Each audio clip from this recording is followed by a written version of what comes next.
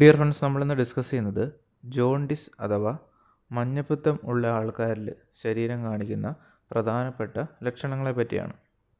ലിവറിന് എന്തെങ്കിലും ഇൻഫ്ലമേഷൻ ഉണ്ടാകുക, അല്ലെങ്കിൽ ലിവറിന് എന്തെങ്കിലും ഇൻഫെക്ഷൻ ഉണ്ടാകുക, ബൈൽ ഡക്റ്റിന് എന്തെങ്കിലും ഡാമേജ് ഉണ്ടാകുക, ഹീമോലൈറ്റിക് അനീമിയ, ഗിൽബേർട്ട് സിൻഡ്രോം തുടങ്ങിയ കണ്ടീഷനിലൊക്കെയാണ് ശരീരത്തിൽ മഞ്ഞപ്പിത്തം അല്ലെങ്കിൽ ഈ ജോണ്ടിസ് ഉണ്ടാകുന്നത്. ഇത്തരത്തിൽ ജോണ്ടിസ് ഉണ്ടായി കഴിഞ്ഞിട്ടുണ്ടെങ്കിൽ ശരീരം കാണിക്കുന്ന ലക്ഷണങ്ങൾ ഓരോന്നും എന്തൊക്കെയാണെന്ന് നോക്കാം.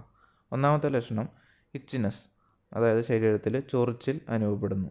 രണ്ടാമത്തേത് അബ്ഡോമിനൽ പെയിൻ, വയറുവേദന ഉണ്ടാകുന്നു. മൂന്നാമത്തേത് വെയിറ്റ് ലോസ്, ശരീരത്തിൻ്റെ വെയിറ്റ് സാധാരണഗതിയെ അപേക്ഷിച്ച് കുറയുന്നു. നാലാമത്തേത് വൊമിറ്റിംഗ്, ഛർദി ഉണ്ടാകുന്നു.